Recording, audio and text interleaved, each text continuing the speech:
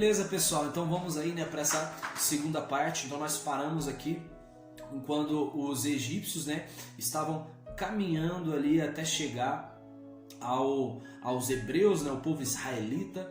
E acontece que nesse tempo ali, a coluna de fogo e a coluna de nuvem estava entre os egípcios e os hebreus e Moisés.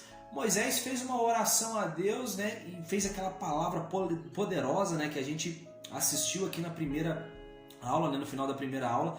Moisés fazendo assim essa oração, né, dando palavras de encorajamento ali ao povo.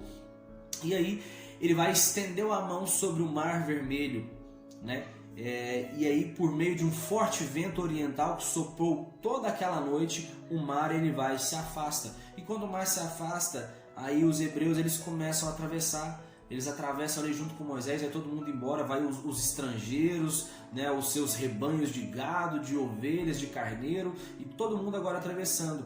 Mas os egípcios ainda não se intimidaram, passaram pela coluna de fogo e de nuvem ali, e eles, né, adentraram até o meio do Mar Vermelho. Chegando no meio do Mar Vermelho, Deus lançou confusão entre eles. E aí eles, né, ficaram com muito medo e já ficaram apavorados. E os seus carros, né, as rodas começaram a emperrar. Moisés já tinha atravessado com o povo. A Bíblia vai dizer que Moisés levanta as suas mãos. E aí quando ele levanta a sua mão, o mar, né, ele volta à sua forma normal e engole todo o povo, todo o exército egípcio. E com isso, né, Moisés, a Bíblia vai falar sobre o cântico de Moisés. Moisés vai declarar, né, uma canção a Deus, fazer uma canção a Deus contando todos esses acontecimentos aqui, né, na saída do povo hebreu do Egito. Miriam também, sua irmã, que é conhecida como a profetisa, né, ela pegou um tamborim e começou a tocar. E todas as mulheres, né, a seguir, né, cantando e dançando. Aí agora o pessoal, eles pararam num lugar, né, eles caminharam por 3 dias no deserto e eles pararam no deserto de Sur. Então no deserto de Sur, eles estavam com sede ali, né? Então eles precisavam tomar água. Só que a água daquele local era uma água amarga, que ficou conhecida aquele local ali como as águas de Mara e as águas de Elim. Aliás, né? A água de Mara ali. A água amarga significa Mara. Então, o que acontece? Moisés fala com Deus, ele pega um arbusto, joga nessa água e aí a água ela se torna boas para beber. E beleza, ali nesse momento, Deus entregou para Moisés leis e ordenanças. Perceba isso, antes dos 10 mandamentos, Deus já havia entregado para Moisés leis e ordenanças, porque pensa comigo, Moisés tinha ali, olha, eram 600 mil homens que saiu, né, do Egito, fora mulheres e crianças, então pensa só que todos eram casados, né? Então isso aí já vai dobrar, mas vamos colocar 1 milhão de pessoas aí. Fora as crianças, mais 1.200.000, mais estrangeiro, então é 2 milhões ou 3 milhões de pessoas. Era muita gente. Então precisava dessas leis e ordenanças e é dado nesse lugar ali, né, em Mara, onde as águas eram amargas. Deus dá leis e ordenanças para Moisés. Aí eles vão chegar, né, a Elim, a um outro lugar, eles caminham mais. E nesse lugar aí já era um lugar melhor, né, onde tinham ali 12 fontes de água e 70 palmeiras. Então, nesse lugar, o povo vai e começa a reclamar, né, como é de praxe do povo hebreu. Eles reclamam com Moisés, reclamam a Deus, falam que não tinham o que comer e Deus vai prover o maná, que eram codornizes, né, e elas eram providas todo dia. Só que tinha um detalhe, esse maná, olha, Deus ia... durante 6 dias esse maná caía. Olha, anoitecia, quando amanhecia tinha um maná e eles colhiam. Só que o maná você tinha que comer só no dia. No outro dia ele já não prestava mais, era a primeira ordem. Olha, pega o maná, come só no dia. Pronto, primeiro ponto. Segundo, olha, nós vamos colher o maná só durante 6 dias. No 7º dia não, no 6º dia você pega porção dobrada, para que no 7º dia você não tenha que trabalhar, né, pegando maná para você comer. Agora adivinha o que aconteceu?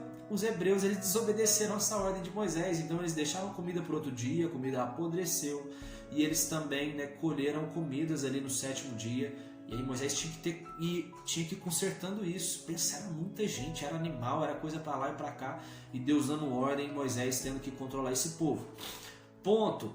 Outro lugar que a gente chega aqui também eles vão chegar no outro lugar, estão com sede de novo, eles chegam, né, ao monte, chamaram os líderes, né, Moisés chamou os líderes, eles foram ao Monte Horebe, e aí, no Monte Horebe, o monte de Deus, Moisés bate na rocha, Deus pede para Moisés bater na rocha, e dessa rocha ela vai sair água, e aquele lugar ali vai ficar conhecido como Massá e Meribá. Por que esse nome? Porque ali o Senhor, né, ali puseram o Senhor à prova, ou seja, precisavam de água, colocaram o Senhor à prova e Deus proveu a água para eles. Outro ponto aqui que o povo eles vão, né, enfrentar. Lembra que na saída do Egito, Deus tinha feito uma outra rota, fazendo que o povo, os hebreus, né, eles passassem pelo Mar Vermelho ao invés de passar pela rota dos filisteus, porque Deus não queria, né, que eles enfrentassem uma guerra ali, apesar de que os israelitas tinham arma, mas Deus não queria que eles se metessem, né, numa guerra ali. Só que acontece que um povo, os amalequitas, esse povo, eles vão agora entrar numa guerra contra o povo de Deus. Então, acontece que Moisés, ele manda Josué ir lutar com ele. Josué, né, que é o seu fiel escudeiro ali. Moisés, ele sempre armava a sua tenda, né, de fora do arraial para poder atender os hebreus ali. E Josué sempre ficava nessa tenda, né? Enquanto Moisés, em todas as missões ali, ele estava próximo, ele era um fiel escudeiro. Da mesma forma que Moisés estava servindo um homem de Deus chamado Jetro, né, um sacerdote, agora Josué estava fazendo a mesma coisa. Eu também vou servir a Moisés, porque se você quiser ser um homem ou uma mulher de Deus, você precisa primeiramente servir, né, a um homem ou uma mulher de Deus. Então vieram os amalequitas para poder, né, lutar contra o povo de Deus. Moisés envia Josué, ele sobe no monte, e aí Moisés estende a mão porque ele estava em intercessão ali pelo povo. Enquanto Moisés com as mãos estendidas, o povo estava prevalecendo, mas quando ele abaixava as mãos, os amalequitas prevaleciam. Então vieram seus irmãos Arão e Ur e seguraram as mãos de Moisés. Assim o povo hebreu prevaleceu contra os amalequitas, e isso nos ensina que a gente precisa de intercessão. Nós precisamos daquelas pessoas que oram para a gente, seja o seu pastor, seja, né, os seus pais, os seus amigos, seus irmãos, a sua esposa, o seu esposo. Todas essas pessoas precisam estar em intercessão por nós para que a gente possa prevalecer. É muito importante. Moisés precisou, né, de uma intercessão, quem dirá nós. E Deus, ele vai dizer algo, né, que vai ficar marcado, depois a gente vai ver na vida de Saul sobre essa questão. Deus vai dizer assim: olha, eu vou extinguir a memória dos amalequitas de debaixo do céu. Então Deus prometeu isso, e ele vai dar essa missão para Saul. E mais à frente a gente vai ver o que aconteceu com isso. Moisés, então, ele constrói um altar, né, assim como Abraão. Moisés também construiu alguns altares. Ele construiu esse altar, né, com o nome de Adonai Nissi. O que significa Adonai Nissi? O eterno, ou seja, Deus fez-me aqui um grande milagre. E aí, depois disso, Jetro vai vir visitar Moisés. Moisés é aquele cara bom, que tinha um relacionamento bom com o seu sogro, né, com o seu sacerdote ali, o seu pastor. E aí Jetro chega com os filhos de Moisés, com a sua esposa Zípora, né? E Jetro vai dizer algo interessante, que agora ele acredita que Deus é maior do que os deuses egípcios por causa da vitória. Então, parece que tem uma pitada aqui de falta de fé de Jetro, não sei. Sim, ele não confiava, mas a questão é que agora ele confiava mais que Deus era soberano, né, sobre todas as nações, sobre todos os poderes. Jetro ofereceu sacrifícios ali, e Moisés, ele ensinava, né, as leis e ordenanças que ele havia aprendido melhor dizendo, lá em Mara. Ele recebeu essas leis e ordenanças e estava ensinando o povo. Então Moisés fazia desse jeito: olha, imagina, vamos dizer que é 2 milhões de pessoas ali, várias tendas, sabe, muitas tendas ali estendidas. Moisés fazia a sua tenda de fora do arraial e ele atendia o povo ali. E Jetro vai dizer assim: Moisés, desse jeito você não vai vencer não. Você precisa estabelecer líderes para poder te ajudar. Então estabelece líderes de 1000, de 100, de 50 e de 10. para poder te ajudar. Porque as questões mais complexas todo mundo leva para você, mas essas mais simples deixa que os seus líderes resolvam. O que aconteceu? Moisés acatou o conselho do seu sogro, do seu sacerdote, e assim, né, as coisas ficaram mais fáceis para ele. Era muita gente, né? Então, o povo ele vai chegar, né, até o Sinai. Então, o povo saiu de Refidim, chegou até o Sinai, e aí Deus vai dizer uma coisa, vai profetizar para aquele povo ali, para os hebreus, para a nação de Israel, né? Os hebreus, israelitas, né? Porque vem de Israel, né? Jacó, tinha o nome Jacó, depois se transformou em Israel, e agora se tornaram uma nação. Então, esses são os israelitas. Vamos chamar de israelita agora. E Deus vai dizer assim sobre esse povo: vós sereis para mim um reino de sacerdotes e uma nação santa. Então, agora vai começar aquele processo onde que Moisés ele, né, falava com Deus ali no Monte Horebe, e os israelitas que estavam ali embaixo tinham 70 anciãos, né, que eram líderes ali daquele povo. Então, enquanto Moisés estava fazendo essa preparação para poder falar com Deus, ele havia recebido essa ordem de que Deus iria falar com ele no monte, entregar, né, os 10 mandamentos, e aí os israelitas não podiam nem tocar nesse monte. Sabe, tamanho era o temor. Eles só poderiam começar a tocar no monte e até mesmo, né, subir ao monte quando começasse a tocar o shofar. Aí eles poderiam subir. Então, o que acontece? Moisés está lá no monte, esperando. Olha, o monte está aquele negócio. Tinha trovão, relâmpagos, né, uma nuvem espessa sobre a montanha ali. E aí começa o shofar a tocar. Então aí os israelitas, né, já podiam subir, mas era um lugar ali, né, muito temível, porque o monte fumegava, né, e tremia, tremia, havia trovões e relâmpagos. Então imagina só essa cena, e Moisés lá. E aí Arão ainda não tinha subido não. Moisés vai e desce, chama Arão, e Arão sobe com ele. Nisso, né, Deus vai ali começar a preparar, falando com Moisés ali sobre os 10 mandamentos. Nesse espaço que a Bíblia vai começar a nos dizer sobre algumas leis. E a primeira lei aqui é sobre a lei do altar do Senhor. Agora, né, uma questão interessante. Para que existem essas leis? Para que leis aqui? A primeira é sobre o altar, depois a gente vai ver as próximas. Mas por que existe lei? Pensa comigo, Moisés estava ali naquele deserto com 2 milhões de pessoas, eles tinham gados, tinham carneiros, né? Eles precisavam parar ali, fazer suas tendas, né? Imagina que eles faziam plantações também, porque eles ficaram quantos anos ali rodando no deserto até chegar em Canaã? Foram 40 anos. Então assim, Moisés precisava controlar aquele povo, precisava ter ordem, né? Então esse povo precisava de ter uma organização. Então Deus começou a estabelecer leis, né? Aí ele vai começar a falar sobre a lei sobre o altar do Senhor, né? Para ter um altar, para poder sacrificar os holocaustos, né? Afinal, uma das coisas que Moisés tirou aquele povo, uma das coisas que eles tinham que fazer é oferecer, né, esses sacrifícios. Então o povo israelita tinha muito isso. Olha, se alguém pecou, precisa oferecer, né, esses sacrifícios. Então, né, eles tinham todo esse ritual e precisava ter leis. E outra coisa, existiam os estrangeiros. Lembra que tinha estrangeiro ali também no meio? Então tinha um povo que não estava nem obedecendo o que os israelitas estavam fazendo, porque eles eram um povo diferente deles, né? Eles podiam até se tornar israelitas, participar dos rituais, mas não era uma obrigação. Então, né, eles vão falar aqui sobre a lei sobre os escravos hebreus.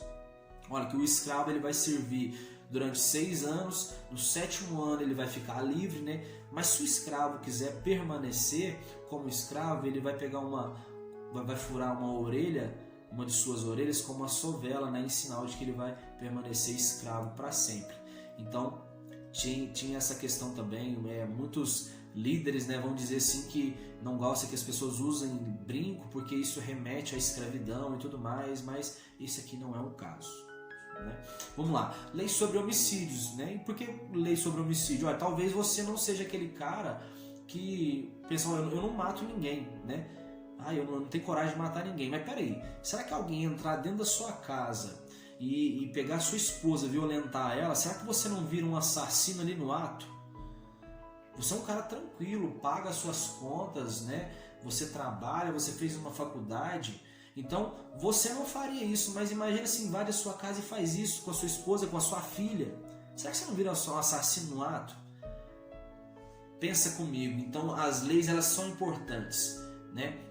Quando acontece com a gente reflete muito mais, mas entenda que assim, isso acontece, né, em vários locais. Pessoas querem matar umas às outras, né? Era um povo, especificamente, né, para esse povo ali que estava no deserto, era um povo que estava misturado. Então Deus vai falar sobre as leis, né, dos homicídios, né? Tinha aquele homicídio também que a pessoa matou sem querer. Então tudo isso, né, Deus vai dizer aqui nessas leis. Vai falar leis também sobre violência e acidente, né? Que tipo assim, ó, se um ferir o outro, né? Quando sarar a ferida, o agressor pagará o tempo que o ferido ficou sem trabalhar. E uma coisa justa também era acidente de trabalho. Eles estavam construindo tendas, estavam trabalhando ali, cultivando a terra. Então essas coisas poderiam acontecer. E lembra que Moisés tinha a tenda, ele tinha colocado ali os grupos de 1000, de 100, de 50 e de 10. Então era apenas essas pequenas questões, eles tinham que resolver. E isso acontecia. Ou você acha que tipo assim, os caras estavam vivendo ali, isso passou de repente, mas eles não tinham que se organizar? É claro que eles tinham que se organizar. Então isso é muito importante a gente, né, saber que Deus se preocupou com isso e deu essas leis para Moisés. Outra coisa interessante aqui é que ele vai falar assim, ó, se homens brigarem e ferirem uma mulher grávida, isso por causa de aborto, pagará a indenização. Mas se houver dano maior, aí vai ser olho por olho, dente por dente, pé por pé, vida por vida, queimadura por queimadura, ferida por ferida, golpe por golpe. Por que eu falei tudo isso? Porque essa lei, provavelmente você já ouviu falar, que é do olho por olho, dente por dente, que está na lei de Talhão, né, que está na antiga ali Babilônia, né? Então essas leis, elas já existiam. Então povos antigos usavam esse tipo de lei, e essa lei aqui foi aplicada, né, entre o povo israelita. Olha só que coisa, né? Uma curiosidade para você, né, que gosta disso. Outra coisa, vamos lá, vamos falar sobre mais leis. Depois você lê o capítulo todo e você vai entender melhor. Vou só dando uma pincelada aqui. Vai falar sobre leis sobre roubos, né, e prejuízo, né? Então, enfim, depois você lê essa parte aí. Leis civis e leis religiosas. Essa aqui eu vou falar mais um pouco. Que vai dizer assim, olha, se um homem ficar com uma virgem que ainda não estava prometida em casamento, deverá pagar seu dote e casar-se com ela. Mas o pai pode negar o matrimônio e o homem pagará somente o dote, né? Não deixar viver as feiticeiras. E pensa, no meio daquele povo ali, eles já tinham, né? Imagina, tinha isso. Se tinha uma lei para não ter feiticeira, lá tinha feiticeiro no meio daquele povo. Afinal, eles tinham saído do Egito, né? Então eram leis que Deus já tinha colocado para não ter ali no meio deles. Outra coisa, incesto vai ser pena de morte. Lembra o que aconteceu lá em Sodoma e Gomorra, né? Que o Ló, né, as filhas de Ló tiveram relações sexuais com ele, e o resultado desse ato sexual deram origem a povos como os Moabitas e os Amonitas, que são povos inimigos de Deus. Então Deus agora está punindo com uma morte o incesto, né? Que isso é proibido, cara. Isso aí é algo, né, totalmente proibido. Então você vai ver que esses povos, né, que se originaram ali de Ló e suas filhas são povos que eram inimigos de Deus, mas porque Deus já, né, logo à frente aqui ia dizer que isso ele não concordava com essa atitude. Outra coisa, né, os israelitas não deviam sacrificar a outros deuses, senão eles seriam destruídos, né? Não maltratar, isso aqui é muito interessante, não maltratar os estrangeiros, os órfãos e as viúvas. Afinal, eles viviam no meio ali dos estrangeiros. Por que não maltratar eles? Porque Deus ouve a oração dessas pessoas. Talvez Deus não ouça a oração de uma pessoa muito religiosa que acha que é boa demais, né, para as pessoas e que e se acha superior às outras pessoas, mas Deus ouve a oração dessas pessoas simples, que são os estrangeiros, os órfãos e as viúvas. Não exigir juro, né? Não ficar oprimindo alguém que você emprestou dinheiro, ele não está conseguindo pagar, sabe? Melhor você liberar e dizer assim, olha, meu irmão, eu te libero dessa dívida, sabe? Não precisa me pagar mais. É melhor assim para evitar confusão. E esse era um tipo, né, de lei que Deus tinha colocado. Outra coisa também interessante, não amaldiçoar, né, nenhuma das autoridades do seu povo. Essas autoridades que tinha sido instituída por Moisés, né, os chefes ali de 1000, de 100, de 10, de 50. Outra, não comer animais que outro animal o matou. E olha só que interessante, porque isso faz sentido. Imagina, eles estavam ali, né, no meio do deserto, acampando em tendas, e talvez eles encontrassem, né, uma carcaça de um animal ali que estava morto há alguns dias. Imagina que isso poderia ter algum tipo de bactéria, que eles, ao comerem, né, eles poderiam se infectar, entende? Então isso aí poderia, né, fazer com que eles acabassem, né, sofrendo até mesmo a morte por uma infecção, mas Deus proibia que eles comessem, né, um animal que foi morto por um outro animal. Outra coisa, outra lei, ele vai falar sobre lei sobre o exército da justiça, né, para você não espalhar notícias falsas, né, acho que é uma lei boa para nós hoje, né, não espalhar notícias falsas, não tomar partido da maioria, não ser parcial. Tinha lei sobre os juízes também, não cometer injustiça, não ter falsa acusação, não justificar o culpado, não aceitar suborno. Vai falar sobre as leis sobre o sábado, né? Que 6 anos você vai semear na terra e recolher os frutos. No 7º, deixa ela descansar. Isso era algo ali, né, peculiar ali para esse povo, para os israelitas. E para fechar aqui, né, nós vamos parar aqui no capítulo 23. Deixa eu só pegar aqui, nós fizemos essa aula aqui. Eu esqueci de falar, nós começamos no capítulo 14 e nós vamos encerrar aqui no capítulo 23, que vai falar sobre as 3 festas anuais, que são a festa dos pães sem fermento, da colheita das primícias e o Pessai, né, que é a Páscoa. Então essas 3 festas aí que os israelitas eles comemoram todos os anos. Tem algumas outras festas também, mas, né, nesse capítulo aqui vai falar sobre essas 3 festas. E assim a gente fecha essa segunda parte desse estudo. Espero que você esteja gostando muito. Quando a gente entra nessa questão aqui das leis, sabe, eu gosto de falar sobre isso porque você pensa assim, isso para mim não é importante. Para que falar lei? Isso é muito chato. Isso era só para aquele povo. Não, isso não é chato não, entendeu? Isso aí são coisas que Deus tinha colocado e por acaso Deus fala alguma coisa que é chato, velho? Pode ser chato para você, para mim não é. Se Deus falou, é importante. Se Deus falou, tem algum significado. Se Deus falou, você vai usar em algum momento da sua vida, entendeu? Você vai refletir com esse povo, porque é fácil você chegar hoje e dizer assim, mas porque os israelitas, eles crucificaram Jesus e é um povo excomungado e por isso que sofrem do tanto que sofrem. Cara, mas você conhece a cultura desse povo? Talvez você seja pior do que um israelita, entendeu? E está aí arrotando uma santidade. Desculpa falar assim, mas é assim, é muito importante que a gente, né, conheça a palavra do Senhor. Se está na palavra do Senhor, isso tem importância para nós. Valeu, que Deus abençoe você, meu amigo, minha amiga, que em nome de Jesus você possa estar aprendendo muito com esses estudos. Eu aguardo você nessa terceira parte. Fiquem com Deus em nome de Jesus. Valeu!